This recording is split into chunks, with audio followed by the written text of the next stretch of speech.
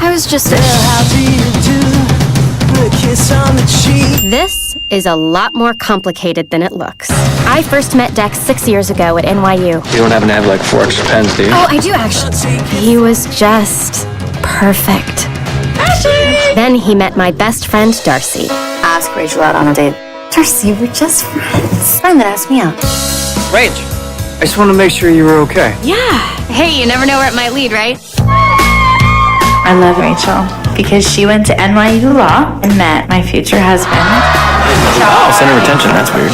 Let's get one more drink. Now I remember why I had such a crush on you in law school. No, you didn't. Come on, you knew. Like I said, it's more complicated than it looks.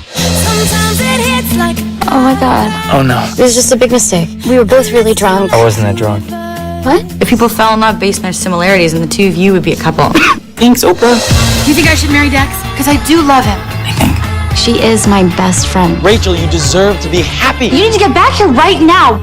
No. What? Everybody hurts just a little too much. It's wonderful to fall, even if it hurts just a little too much. Let's do a secret for every point. Stop it! All right, you know what? If she's not going to tell you, I will. The thing about Darcy is she's just so selfish. She's so self-centered and horrible. You know, she's just all about herself and really doesn't isn't concerned much with what's going on in other people's lives rather than what's going on in her own, and yet she's still a very positive, optimistic character. So it was kind of like lent itself. I think we talked about this earlier, but it lends itself to some fun comedy that I wouldn't normally get to do. We first meet Darcy in Crimson at the birthday party that she plans for Rachel, her 30th birthday, and which of course becomes quickly apparent that I like to throw parties for me, not necessarily for her, and end up on a bar dancing and drunk and having to be, carried home. And that's where we meet Darcy.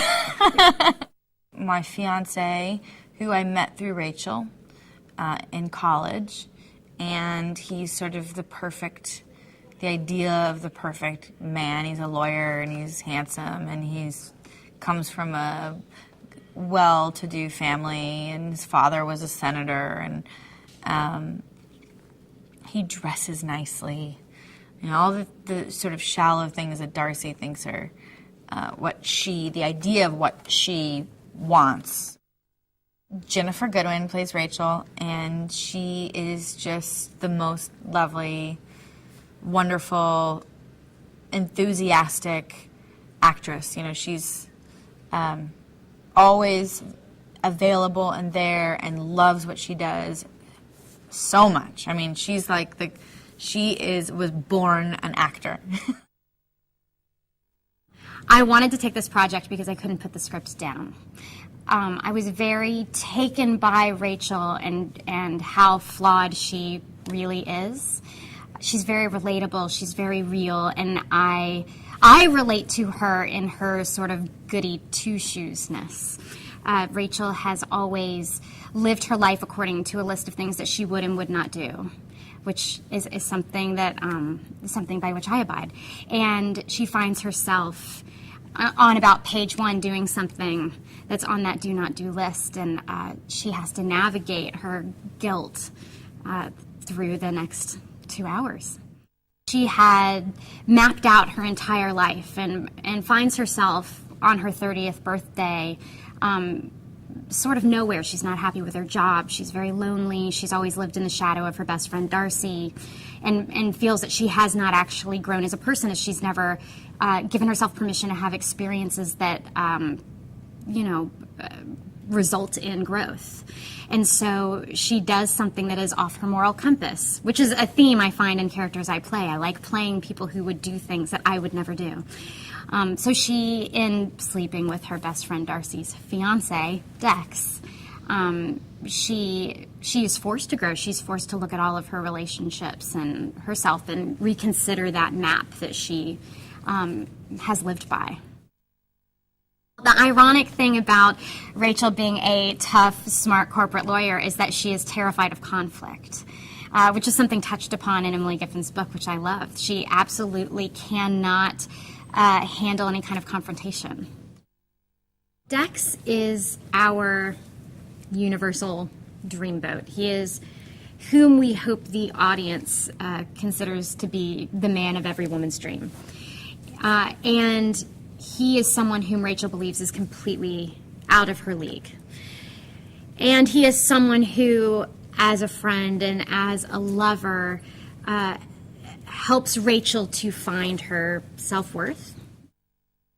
It was just a fun story to tell. I think that there hasn't been a story about people in their 30s trying to figure out their life in a while. And, you know, there's a lot of the movie that I think is very easy to identify with for a lot of people. I think everybody's sort of been in a bar and seen a girl that they liked or didn't have what it took to say that they liked her or him or her. And then, you know, going through relationships and figuring out, you know, at what time should you be with someone? Should I have been with someone by now? Am I allowed to be out there having fun? So it's a lot of stuff that I think a lot of people deal with, and that side of it, there was like a very real factor to this movie that didn't have sort of the set pieces that a lot of romantic comedies have.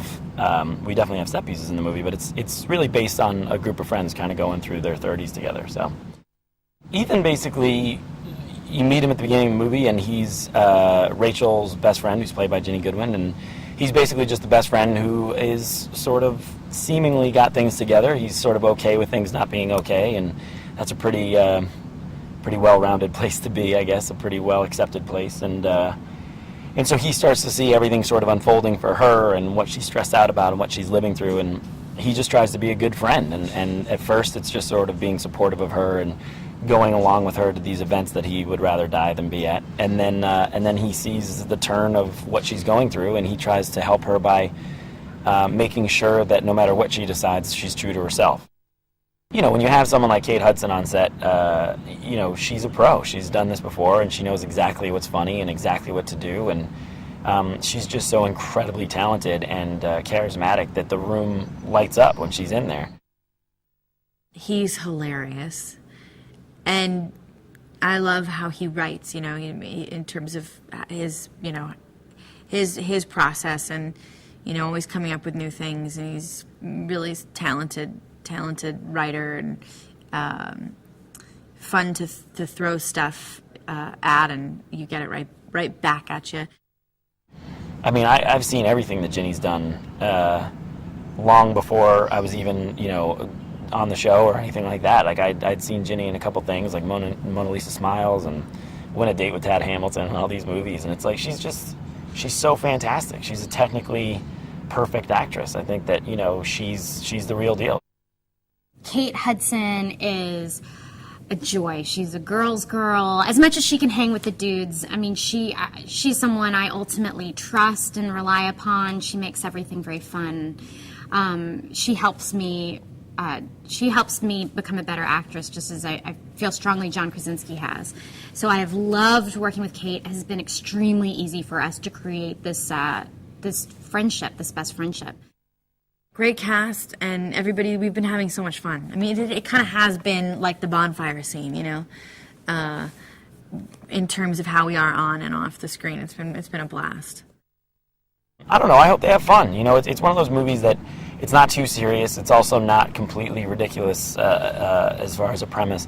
That there is some real truth there, and it's, you know, it's one of those movies that hopefully you really enjoy, and you can see aspects of your own life in there, and decisions, and people dealing with decisions that they're happy about and decisions they're not so happy about, and getting through it together. I think sort of that ending feeling of friendship and having people to rely on, and as long as you have people around you to help you get through it, you can kind of get through anything. And so it's a definitely an uplifting, you know, fun movie, and I hope other people think that.